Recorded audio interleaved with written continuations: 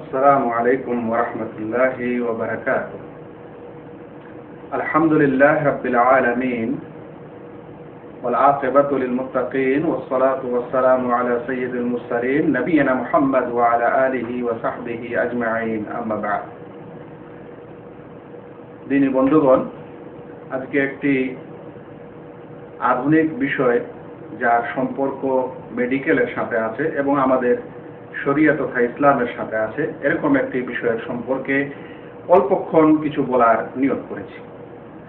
বিষয়টি হলো, যে সকল রোজাদার ভাইয়ের শ্বাসকষ্ট রোগ আছে, এজমা বলা হয়, এই শ্বাসকষ্ট রোগের কারণে আজকালে একটি স্প্রে পাওয়া যায়, যেই স্প্রেটা মুখে ব্যবহার করলে সেই লোকের শ্বাস প্রশ্বাস নিতে সুবিধা হয় এবং সে ভালোভাবে শ্বাস প্রশ্বাস নিতে পারে। এই স্প্রে শ্বাসকষ্টের কারণে স্প্রে ব্যবহার করা বা করলে রোজা ভেঙে যাবে না যাবে না, রোজা নষ্ট হবে কি হবে না, এই বিষয়ে আমি কিছুক্ষণ আপনাদের সামনে আলোচনা করতে চাই। বন্ধুগণ, যেমন বিষয়টা আপনারা বুঝতেই পারছেন যে একটি এমন বিষয় যেটা হয়তো আল্লাহ রসুল সাল্লাল্লাহু আলাইহি সাল্লামের যুগে এরকম স্প্রে ছিল না। অসুখটা হয়তো ছিল, কিন্তু স্প্রে সেই যুগে আবিষ্কার হয়নি। যখন স্প্রে সেই যুগে আবিষ্কার হয়নি, তখন এই স্প্রের মাধ্যমে রোজা নষ্ট হবে কি হবে না এ বিষয়ে অবশ্যই উলামায়ে কেরামদের মধ্যে মতভেদ পাওয়া যেতে পারে, বা বিষয়টি স্পষ্ট দলিল প্রমাণ দ্বারা সাব্যস্ত নয়। সে কারণে উলামায়ে কেরাম এ বিষয়ে গবেষণা করেছেন এবং এটা একটি ইজতিহাদি মাসআলা হিসাবে বিবেচিত হয়েছে। এই ইজতিহাদি মাসআলা বা ওলামাদের গবেষণার আধারে দেওয়া ফতোয়া কি, এ সম্পর্কে আমরা জানতে চাই। শ্বাসকষ্টের রোগী যদি সে রোজা রাখে এবং স্প্রে ব্যবহার করে, তাহলে তার রোজা নষ্ট হবে কি হবে না, এ বিষয়ে দুটি মত পাওয়া যায়। প্রথম মতটি যারা ব্যক্ত করেছেন তারা বলেন যে স্প্রে করলে রোজা নষ্ট হয়ে যাবে, ভেঙে যাবে। কারণ কি? তারা কারণ হিসাবে বলেন যে এটি একটি দ্রব্য, একটি এমন জিনিস যেটা মানুষের পেটের ভিতর প্রবেশ করে, আর যা পেটের ভিতর প্রবেশ করে মুখ দ্বারা, এরকম কিছু প্রবেশ করলে, এরকম দ্রব্য, এরকম কিছু পানীয় দ্রব্য যদি প্রবেশ করে যায় পেটের মধ্যে, তাহলে তার দ্বারা রোজা নষ্ট হয়ে যায়। এটা হচ্ছে প্রথম মত। এটাই আমরা সাধারণ প্রথম দৃষ্টিতে মনে করি বা ভাবি। আমরা যারা কাউকে জিজ্ঞাসা করব যদি যে এটা কি ভাঙবে কি ভাঙবে না স্প্রের মাধ্যমে রোজা, তাহলে প্রথম দৃষ্টিতে মানুষ এটাই বলবে যে যেহেতু একটা বাইরে থেকে একটা ঔষধ, একটা পানীয় দ্রব্যের মতো জিনিস পেটের ভিতরে ঢুকানো হচ্ছে, তাহলে এর দ্বারা তো রোজা নষ্ট হতেই পারে, যেটা প্রথম মত। কিন্তু দ্বিতীয় মত হচ্ছে স্প্রে ব্যবহারে রোজা নষ্ট হয় না। স্প্রে ব্যবহারে রোজা নষ্ট হয় না কেন? তারা কয়েকটি এখানে প্রমাণ বা দলিল বা যুক্তি পেশ করেছেন। তার মধ্যে প্রথম যুক্তিটি হলো যে স্প্রে ব্যবহার করলে স্প্রের পরিমাণটা এত অল্প যে যার মাধ্যমে রোজা নষ্ট হবে না। বলছেন এটা সেরকম যেরকম কোনো মানুষ রোজা অবস্থায় কুলি করলে, কুলি ফেলে দিলে অবশ্যই পানির অল্প পরিমাণ সামান্য, যার মাধ্যমে তার মুখটা ভিজেছে, এরকম কিছু পরিমাণ পানি অবশ্যই তার মুখে, গালে এবং মুখের ভিতরে লেগে থাকে। অথচ এতটুকু লেগে থাকার কারণে তার রোজা নষ্ট হয় না। ঠিক তেমনি স্প্রে একটা এত সামান্য জিনিস তার ভিতরে ঢুকে যে সেই সামান্য জিনিসটা কুলি করার সময় যে বাকি পানির অংশ মুখের ভিতরে থেকে যায় তার মতো। অর্থাৎ এই স্প্রেটাকে কুলির উপর কিয়াস করা হয়েছে বা অনুমান করা হয়েছে। করার পর এই কুলি করার মাধ্যমে যেমন কুল্লি করলে যেমন যতটুকু পানি মুখের ভিতরে থাকে এবং এর ফলে রোজা নষ্ট হয় না, ঠিক তেমনি স্প্রে করলে রোজা নষ্ট হয় না। এর একটু ব্যাখ্যা প্রয়োজন আছে। আসলে কি একবার স্প্রে করলে খুব সামান্য জিনিস ঢুকে না, অনেকখানি ওষুধ ভিতরে ঢুকে? যেই স্প্রের শিশিটা পাওয়া যায় আজকালকার যুগে, সেই স্প্রের শিশিটাতে 10 মিলিলিটার লিকুইড পদার্থ থাকে। এই 10 মিলিলিটারটা কি জিনিস আমরা অনেকেই জানি, আর অনেকে হয়তো জানি না। 10 মিলিলিটার হচ্ছে সাধারণত একজন প্রাপ্তবয়স্ক অসুখ রোগীকে ডাক্তার যেই এক ছিপি ঔষধ দেন সেটা হলো 10 মিলিলিটার, মানে এক ছিপি বরাবর, বা ড্রপ, চোখের কানে ড্রপ পাওয়া যায় 10 মিলিলিটার এতটুকু। এখন এই 10 মিলিলিটারের স্প্রে, সেই স্প্রের শিশিতেই লেখা থাকে যে এই 10 মিলিলিটার মাধ্যমে 200 বার আপনি স্প্রে করতে পারেন কম করে হলে। তাহলে 10 মিলিলিটারে যদি 200 বার স্প্রে করা হয় তাহলে একবার স্প্রে করলে কতটুকু আসবে? দেখা যাচ্ছে যে 1 মিলিলিটারকে যদি আপনি 100 ভাগে বিভক্ত করেন, ওই 101 মিলিলিটার কে যদি আপনি 100 ভাগে বিভক্ত করেন, সেই 100 ভাগে ভাগ করার পর 20 অংশ, 100 ভাগের 20 ভাগের 1 ভাগ, এই একবার স্প্রে করলে ভিতরে ঢুকে। তাহলে 10 মিলিলিটার শিশিটি হয়, সেখান থেকে 200 স্প্রে করা যায়। 200 স্প্রের মধ্যে এক এক স্প্রেতে 1 মিলিলিটারের 100 ভাগের 20 ভাগ মানুষের মুখের ভিতরে যায়, যেটা সামান্য 1 ফোঁটা, সাধারণ 1 ফোঁটার চাইতেও কম জিনিস তার ভিতরে ঢুকে।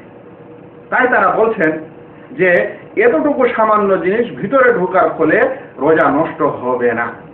যেমন কুলি করার পর একটু সামান্য জিনিস মানুষের মুখে থেকে যায়।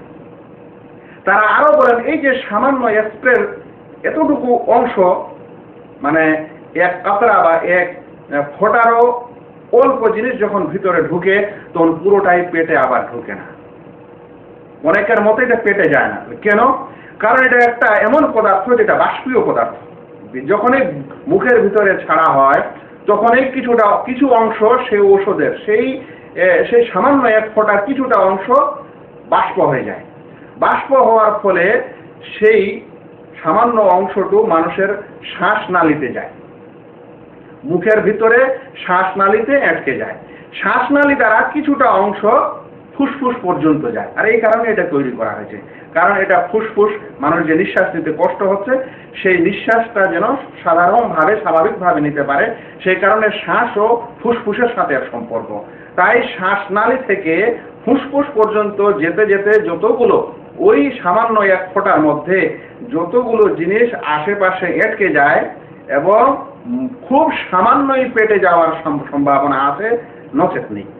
এই কারণে তারা বলছেন যে 1 মিলিলিটারকে যদি 100 ভাগে ভাগ করার পর তার মাত্র 20 ভাগ গলার ভিতরে প্রবেশ করা হয়, তবুও প্রবেশ করার সময় এটা নিশ্চিত নয় যে পুরোটাই পেটে ঢুকছে, বরং খানিকটা তার মুখে থেকে যাচ্ছে, খানিকটা তার গলার শ্বাসনালীতে থেকে যাচ্ছে, আর খানিকটা হয়তো ভিতরে ঢুকছে। তাই এই পরিমাণটা এত সামান্য যে এর মাধ্যমে রোজা নষ্ট হওয়ার সম্ভাবনা নেই। তাদের এটা প্রথম যুক্তি। তাদের দ্বিতীয় যুক্তি বা দ্বিতীয় কিয়াস হচ্ছে রোজাদার ব্যক্তি দাঁতন করতে পারে, সেটা তরতাজা যে কোনো গাছের ডাল, যে কোনো জিনিস দ্বারা সে দাঁতন করতে পারে। তারা বলছেন যদি একটি দাঁতন, তাজা দাঁতন মুখে চিবানো হয় আর তার মাধ্যমে যেসব রস মুখে আসে, আর যতক্ষণ পর্যন্ত সেটা দাঁতন করা হয়, অবশ্যই এর মধ্যে এই সময়ের মধ্যে মেডিকেল দ্বারা প্রমাণিত কিছু না কিছু অংশ তার শিরা উপসার, মুখের শিরা উপসেরা এবং লালার মধ্যে দিয়ে কিছুটা অংশ ভিতরে যায়। তো এরকম সামান্য কিছু ভিতরে গেলে যেমন রোজা নষ্ট হয় না, তেমন এই স্প্রের মাধ্যমে রোজা নষ্ট হয় না। তাদের তৃতীয় যুক্তি হলো স্প্রেটা কোনো খাদ্য দ্রব্য না বা পানীয় দ্রব্য, পানি পান করার দ্রব্য না, পানাহারের দ্রব্য না। তাদের আরো একটি যুক্তি হলো যে এই স্প্রে যে পেটের ভিতরে ঢুকে এটা নিশ্চিত না, কারণ এটি হচ্ছে একটি বাষ্পীয় জিনিস, সেটা পেটের ভিতর যায় না, বরং শ্বাসনালীতে, কণ্ঠনালীতেই সেটা আটকে থাকে, সেটা ভিতরে যাওয়ার সম্ভাবনা খুবই কম। এই সকল কারণে ওলামায়ে কেরামদের দ্বিতীয় দল তারা স্প্রে ব্যবহার করা, এই এজমা তথা শ্বাসকষ্টের কারণে যে সকল স্প্রে বর্তমান যুগে পাওয়া যায় সেটা যদি রোজা অবস্থায় কেউ ব্যবহার করে তাহলে তার রোজা নষ্ট হয় না। এই সকল যুক্তি প্রমাণের কারণে তারা বলেছেন। এই মতটাকে সৌদি আরবের গ্র্যান্ড মুফতি শেখ ইবনে বাজ রাহিমাহুল্লাহ এবং ইবনে উসাইমিন রাহিমাহুল্লাহ, এমনকি সৌদি আরবের ফাতোয়া লাজনা দায়েমা বা স্থায়ী উচ্চ পরিষদ ওলামা কমিটি যেটি আছে, তারাও এই কথাই ব্যক্ত করেছেন যে এর মাধ্যমে রোজা নষ্ট হয় না। আধুনিক মাসলা মাসাইল, ফিকহি মাসলা মাসাইলকে কেন্দ্র করে এ সকল কিছু রিসার্চের একটা সেন্টার জেদ্দায় আছে, সৌদি আরবে জেদ্দায়, যার নাম হলো মুজাম্মাউল ফিকহ আল ইসলামী। তারা আধুনিক মাসলা মাসাইলের বিষয়ে সমাধান দেন এবং এই সমাধান স্প্রের বিষয়ে সমাধানের তাদের 10ম বৈঠক 28 জুন 1997 সালে এটা অনুষ্ঠিত হয় এবং সেই মুজাম্মাউল ফিকহ আল ইসলামীতে তারাও এই মতটি গ্রহণ করেছেন যে স্প্রের মাধ্যমে রোজা নষ্ট হয় না। আমিও এই মতটিকেই ভালোবাসি। যেহেতু বিষয়টি গবেষণা এবং ইজতিহাদি, তাই উভয় পক্ষের দলিল প্রমাণ জানার পর, দেখার পর, যেটা একজন ভাইকে, একজন মুসলিম ভাইকে সুন্দর লাগে, দলিল প্রমাণের নিকটে লাগে, কাছাকাছি লাগে, তাকে সেটা গ্রহণ করা প্রয়োজন এবং সে সেটা গ্রহণ করতে স্বাধীন। অর্থাৎ স্প্রের মাধ্যমে রোজা নষ্ট হয় না। যেগুলো কারণ একটু আগে উল্লেখ হলো, সেই কারণগুলিকে সামনে রেখে আমিও এই মতটিকেই মানি এবং ভালো মনে করি যে রোজা অবস্থায় শ্বাসকষ্টের রোগীরা স্প্রে ব্যবহার করলে তার রোজা নষ্ট হয় না। আশা করি বিষয়টির সমাধান আপনারা শুনলেন। আল্লাহ যেন আমাদের সকল ভাইকে সুস্থ রাখেন এবং যারা এ সকল কিছু ব্যবহার করেন তারা বিনা সংকোচে রোজা রাখতে পারেন। আল্লাহ তুমি আমাদের সওম ও কিয়ামকে কবুল করো, আমিন। ওয়া মা আলাইনা ইল্লাল বালাগ। আসসালামু আলাইকুম ওয়া রাহমাতুল্লাহি ওয়া বারাকাতুহু।